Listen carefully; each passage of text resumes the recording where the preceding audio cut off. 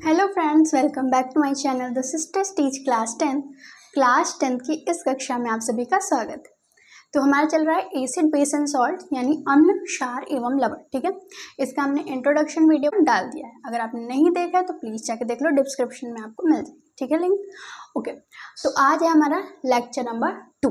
ठीक है, lecture number 1 is very important, तो आपको देखना ही चाहिए। ठीक है, सबसे पहले हम क्या पढ़ेंगे आज का हमारा टॉपिक है कि अम्ल व क्षार किसके साथ कैसे रिएक्शन करते हैं। ठीक है, रिएक्शन देखेंगे, अभिक्रिया देखेंगे एंड हम देखेंगे उदासीनीकरण अभिक्रिया क्या होती है, अम्ल व क्षार की आपस में अभिक्रिया जिसे हम कहते हैं।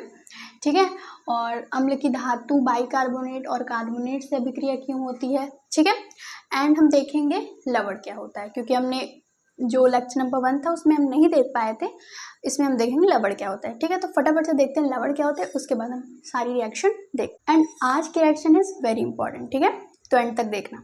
तो चलो, मैंने आपको बताया था कि अम्ल वो होते हैं जो जलीय विलयन में H+ आयन देते हैं एंड क्षार वो होते हैं जो जलीय विलयन में OH- देते हैं। ठीक है, अब लवण वो होंगे जो ना तो H+ आयन से बने हो और ना ही OH- आयन से। ठीक है, तो वे यौगिक जो H+ धन आयन व OH- ऋण आयन के अतिरिक्त किसी ऋणायन व धनायन से बने हो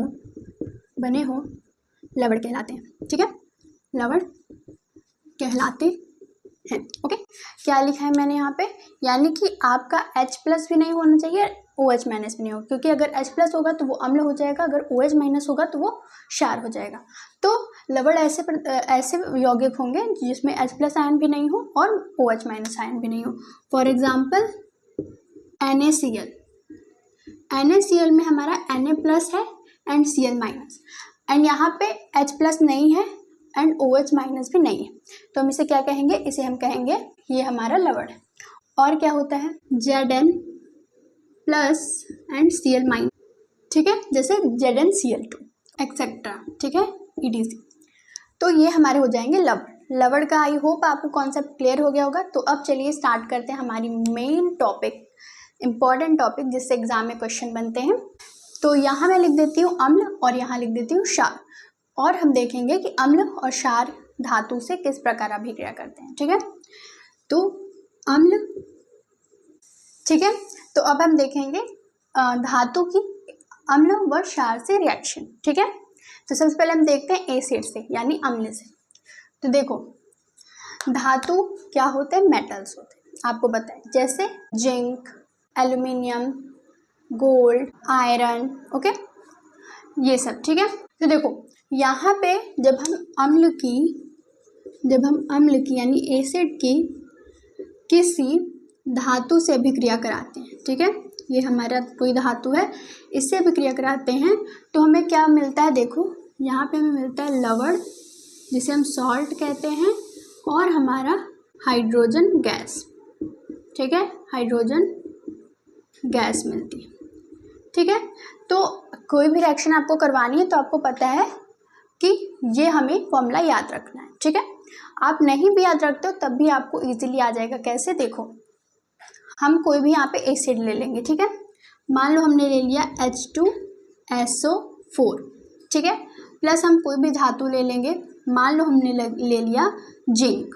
ठीक है, अब इसकी हमें रिएक्शन कराई तो रिएक्शन से क्या मिलेगा, एक लवण मिलेगा एंड एक मिलेगा हमें हाइड्रोजन गैस। ठीक है, तो देखो यहाँ हो जाएगा हमारा Zn+ है, SO4- है, तो ये ZnSO4 बना लेगा, प्लस हमारा H2 गैस यहाँ पे खाली हो गई तो यहाँ पे ये H2 गैस निकल जाएगी।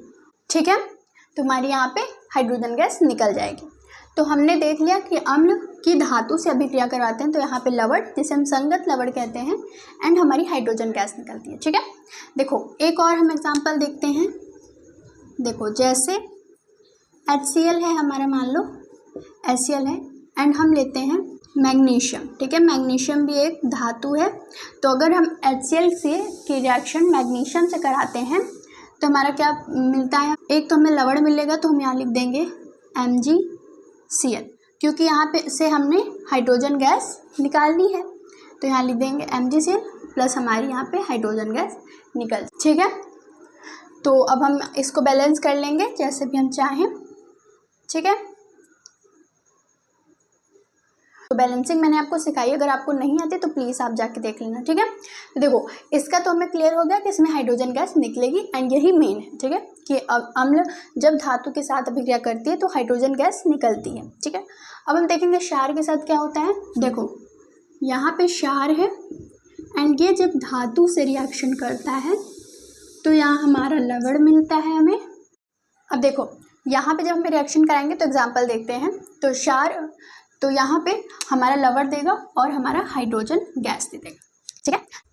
अब इसका एग्जाम्पल देखते हैं, जैसे हमने क्षार ले लिया NaOH, ठीक है, एंड हमने एक धातु ले लिया Zn, ओके। देखो जब ये आपस में रिएक्शन करेंगी तो हमें पहले बात तो लवण Na2ZnO, ठीक है, साथ में हमें क्या मिलेगा, हाइड्रोजन गैस, ठीक है। तो यहाँ से H2 गैस बाहर निकल जाएगी, ठीक है।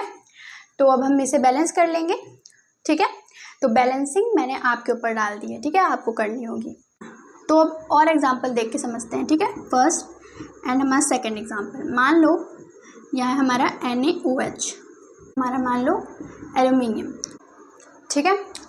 तो अब देखो यहाँ पे होता है H2O भी, यानी पानी भी यहाँ पे मौजूद होता है, ठीक है। देखो अब क्या बनेगा, तो यहाँ पे बन जाएंगे AlO2 भी, मैं इसका नाम बताऊंगी, इन दोनों का नाम बताऊंगी, ठीक है। और हमारा क्या बन जाएगा यहाँ पे, अब हमारा पानी एज इट इज़ निकल जाएगा, पता नहीं हम इसे क्यों लेते हैं, ठीक है। एंड यहाँ पे हमारा क्या निकलेगा, हाइड्रोजन गैस, ठीक है, जो कि हमें निकाल। अब आप इसे बैलेंस कर लेना एंड हमारी रिएक्शन पूरी हो जाएगी, ठीक है। तो देखो अम्ल और क्षार की जब धातु से क्रिया होती है तो हाइड्रोजन गैस निकलता है, ये आपको याद रखना है, ठीक है। अब चलो देखते हैं नेक्स्ट क्या है। नेक्स्ट है कि अम्ल व क्षार की धातु बाइकार्बोनेट या धातु कार्बोनेट से क्रिया, ठीक है। इसमें एक लॉजिक है जो आपको लगाना है, पहले मैं इसका नाम बताती हूँ, ठीक है। यह है सोडियम जिंकेट, क्या है, सोडियम जिंकेट, ठीक है। और ये क्या है, इसका नाम थोड़ा अजीब है, इसका नाम है सोडियम मेटा एल्यूमिनेट, ठीक है, मीनेट, या फिर आप इसे सोडियम एल्यूमिनेट भी कह सकते हैं, ठीक है। तो इसके दो नाम हैं। चलो अब हम देखते हैं हमारी अम्ल की धातु बाइकार्बोनेट और धातु कार्बोनेट से क्रिया, ठीक है। धातु बाइकार्बोनेट होता क्या है, देखो धातु बाइकार्बोनेट व कार्बोनेट, ये क्या होता है, ठीक है। देखो धातु यानी कि धातु आएगा, मान लो Na ले लिया हमने, ठीक है। धातु बाई क्या है, यहाँ पे हाइड्रोजन बाई, एंड कार्बोनेट क्या है, CO, ठीक है। ये हमारा हो जाएगा, ये हमने लिया धातु, ये हमने लिया बाई का मतलब हाइड्रोजन, एंड ये हमने लिया कार्बोनेट, ठीक है। धातु कार्बोनेट क्या होगा, यानी हमें सिंपल धातु लेना है एंड फिर उससे कार्बोनेट को जोड़ देना। धातु ले लो, जैसे मान लो हमने Mg ले लिया और कार्बोनेट जोड़ दो इसमें, ठीक है, CO3, तो ये हमारा हो गया धातु कार्बोनेट, ये हो गया हमारा धातु बाइकार्बोनेट। अब हम देखेंगे कि अगर अम्ल इसके साथ रिएक्शन करता है तो आखिरकार क्या मिलता है, ठीक है। तो सबसे पहले हम ना फॉर्मूला लिखेंगे, क्या है फॉर्मूला, देखो जब अम्ल, ठीक है, आपको दिख रहा है, तो जब अम्ल धातु कार्बोनेट से रिएक्शन करती है, धातु कार्बोनेट से रिएक्शन करती है, तो ये क्या देती है, ये देती है हमारा लवण। देखो लवण तो बनेगा ही, ठीक है, लवण तो बनेगा ही, तो हमारा देती है लवण H2O यानी जल plus carbon dioxide gas, okay. तो हमारा तीन चीज़ यहाँ बनता है, सबसे पहले लवण हमारा बनेगा, फिर हमारा H2O जो कि जल होता है वो बनेगा, एंड फिर हमारा कार्बन डाइऑक्साइड बनेगा, ठीक। चलो अब देखते हैं इसके एग्जांपल्स। तो एग्जांपल्स आप देखो, फर्स्ट एग्जांपल हमें कोई भी सबसे पहले अम्ल लेना है, तो मान लो हमने लिया HCl, ठीक है, HCl कैल्शियम कार्बोनेट ले लिया, ठीक है, ये भी एक धातु कार्बोनेट, तो HCl प्लस कैल्शियम कार्बोनेट लिया। एंड देखो ये चीज़ मोस्ट इंपॉर्टेंट है, ठीक है, एग्जाम में पूछी जाएगी कि अम्ल धातु कार्बोनेट और धातु बाइकार्बोनेट से अभिक्रिया करके क्या देता है। एंड ये आपका सिर्फ इस चैप्टर की टॉपिक नहीं है, ये चीज़ें आपकी 3rd चैप्टर से भी जुड़ी हैं, ठीक है। तो बहुत इंपॉर्टेंट है, देखना ध्यान से, ठीक है। देखो HCl जब धातु कार्बोनेट से अभिक्रिया करेगा तो क्या देगा। हाँ, सबसे पहले हमें पता है ये लवण देगा, तो हम यहाँ लवण बना लेंगे। क्या बनेगा हमारा Cl2 प्लस हमारा H2O एंड प्लस हमारा कार्बन डाइऑक्साइड। तो ये बहुत आसान हो जाएगी चीज़ें जब आप इसे याद कर लोगे कि आखिरकार बनेगा क्या। पर जब आप इसे करोगे, बार बार रिएक्शन लिखोगे, तो आपको ये इजीली याद हो जाएंगे, ठीक है। तो चलो देखो, अब हम देखते हैं अम्ल जब धातु बाइकार्बोनेट से रिएक्शन करता है तो क्या देता है, ठीक है। जब अम्ल हमारा धातु बाइकार्बोनेट से रिएक्शन करता है, देखो ये रिएक्शन मैं यहाँ पे लिखती हूँ, ठीक है। तो रिएक्शन करता है तो ये क्या देता है, तो भी ये same to same as it is हमारा लवण देगा प्लस H2 यानी जल देगा एंड प्लस हमारी कार्बन डाइऑक्साइड गैस देगा, ठीक है। आई होप आपको क्लियर हो गया होगा। तो अब हम देखते हैं हमारी एग्जाम्पल, उससे आपको और अच्छे से क्लियर हो जाएगा, ठीक है।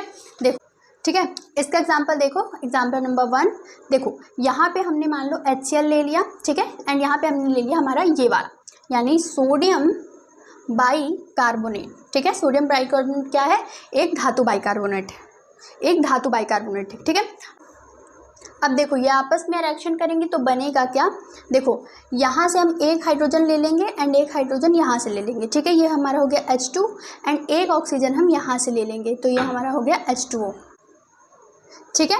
H2O हो जाएगा हमारा। आई होप आपको दिख रहा होगा अच्छे से, ठीक है। H2O हो गया होगा, तो यहाँ पे हम लिख लेंगे H2O, ठीक है। प्लस और हमें क्या मिलेगा, देखो अब यहाँ से हमने जब एक ऑक्सीजन निकाल ली तो यहाँ पे बचा CO2 एंड CO2 क्या होगा, कार्बन डाइऑक्साइड, तो हम यहाँ लिख लेंगे CO2, ठीक है।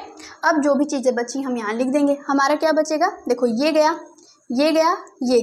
हमारा क्या बचा NaCl, तो हम यहाँ लिख लेंगे NaCl। आई होप आपको ये चीज़ें क्लियर हो गई होगी, ठीक है।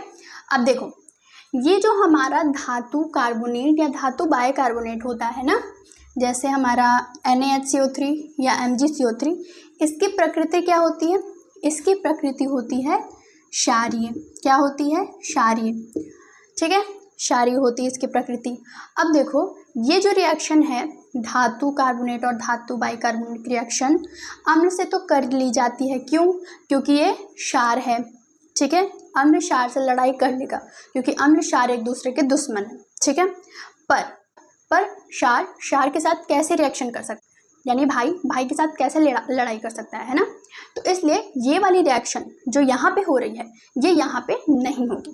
तो क्षार जो है वो धातु कार्बोनेट और धातु बाइकार्बोनेट से रिएक्शन नहीं करेगा। ऐसा क्यों है, क्योंकि क्षार अपने ही प्रजाति के क्षार से रिएक्शन नहीं करता, ठीक है। तभी करेगा जब एक क्षार हो एक अम्ल हो, ठीक है। आई होप आपको ये चीज़ें क्लियर हो गई होंगी।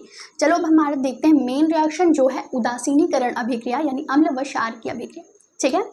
तो उसके लिए मुझे इसे इरेज करना पड़ेगा एंड ये चीज़ें आपको कहाँ मिलेगी, टेलीग्राम चैनल पे फटाफट से जाके ज्वाइन कर लो, ओके। तो चलो इसको इरेज करते हैं एंड देखते हैं उदासीनीकरण अभिक्रिया क्या होती है, ओके। तो अब है हमारी उदासीनीकरण अभिक्रिया, ये क्या है, अम्ल व क्षार की आपस की अभिक्रिया है, ठीक है। ये कौन सी रिएक्शन है, ये है अम्ल व क्षार की परस्पर अभिक्रिया